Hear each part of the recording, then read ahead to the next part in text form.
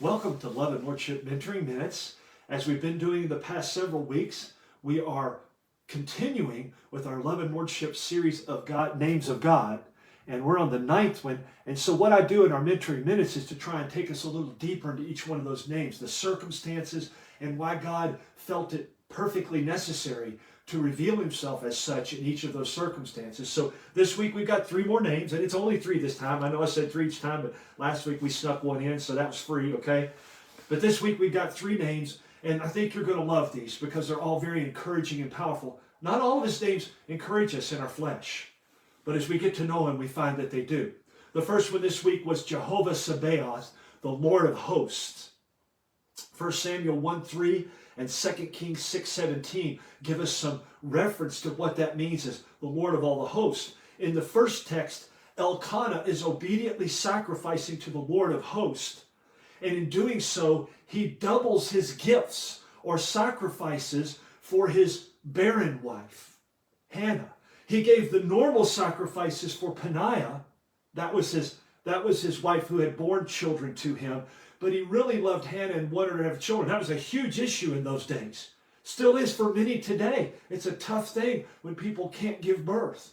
We know the Lord covers that. We know he's gracious. But in this case, under the old covenant, Elkanah, faithfully serving, doubled his sacrifices for Hannah. He knows that he is giving his gifts to God, who is sovereign over all, and instructs all the hosts or armies of heaven to do his will. So that's who he pleads with. That's who he prays to. And God reveals himself as such here. He is able to make double sacrifice to ask that Anna be able to have children. Now, more on this story in a moment because we're going to come back to it in another name. But in the second text, we find the Arameans surrounding Samaria, the Israelites in Samaria, and yet unable to conquer them.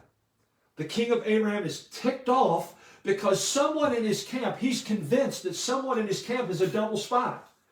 That he is saying he's doing stuff for them, but he's going over and giving information to the Israelites so they always know where they're coming from.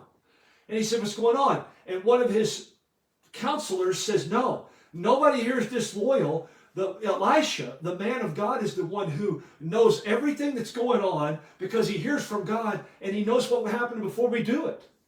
And so they surround it and decide to go after Elisha in Samaria and kill Elisha because he's making a mess for them, okay?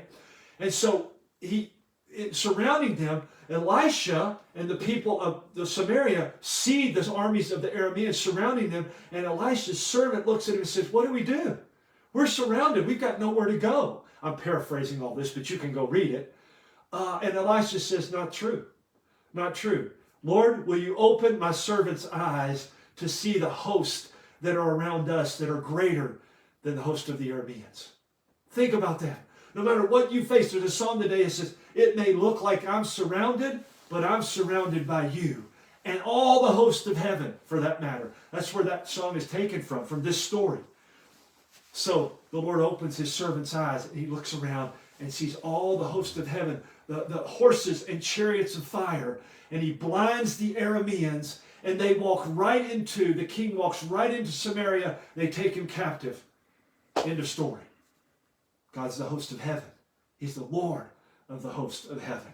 And he does the same for us. The second name, we'll continue the story a little bit, is Jehovah Deah, the God of knowledge, or the God of all knowledge, we could say. In 1 Samuel 2:3, the very next chapter from our first text a while ago, here we find the story of Elkanah and Samuel continuing as the Lord answers Elkanah's prayers, honors his sacrifices, and Hannah's prayer for a son, who becomes Samuel.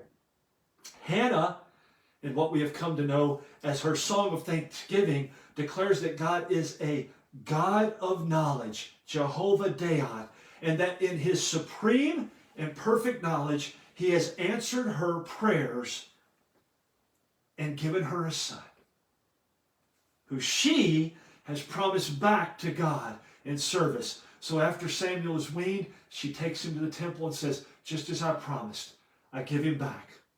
For a lifetime of service, God uses Samuel as one of the greatest prophets of Israel. He ultimately anoints Israel's first king, Saul, who rejected God, and God rejected him. and then the Messianic king, David. That's the result. Why do you think he revealed himself there? That's the result of an all-knowing God of knowledge. However, as we seek knowledge, we must remember that it's only God's knowledge and wisdom that benefits us, as our fleshly wisdom and worldly desires simply make us proud apart from Christ. Check out 1 Corinthians 8:1. Our third and final name for God this week is a beautiful one that we all need desperately. Whether you know it or not, you do, and I pray that you do come to know that. It is El Selikat, the God who forgives. In Nehemiah 9:17, we find God revealing his name through Nehemiah in the rebuilding of the walls and the city of Jerusalem. Remember that Israel and Judah had finally rebelled so greatly that 70 years before, God said, I'm going to give you over to the Assyrians and the Babylonians, the Chaldeans, and you're going to settle there. You're going to be slaves in that area, but you're going to settle there and you're going to grow, and I want you to prosper. I have a promise for you because I'm going to bring you back.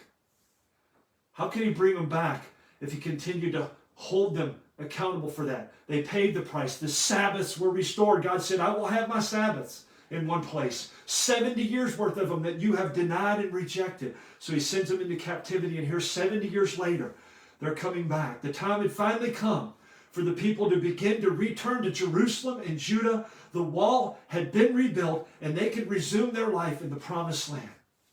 The first thing they did, as we listened, as Ezra, who had come back with him, read the law of God in Nehemiah 8. A holy day was set apart, and they restored the Feast of Booths, or the Feast of Tabernacles, reminding them of all that God has done as they traveled throughout the wilderness for 40 years. And then God had been so good and faithful to them, but they had rebelled. They were selfish and literally evil and sinful. How they needed to know that they were forgiven. So God reveals to Nehemiah and all the people as they were returning to the promised land that he was and he is El Selikat, the God who forgives, because that is what they needed, and it's what you and I need. The Lord of hosts over all the armies of heaven, the God of knowledge that is perfect in timing and wisdom, is also the God who forgives, and we all need that. Do you know him? I pray that you do. If you want to know more, contact us at loveandworship@gmail.com. Thanks for joining us. Thanks for your prayers. Thanks always to the Lord. Make it a great day, and God bless in Christ.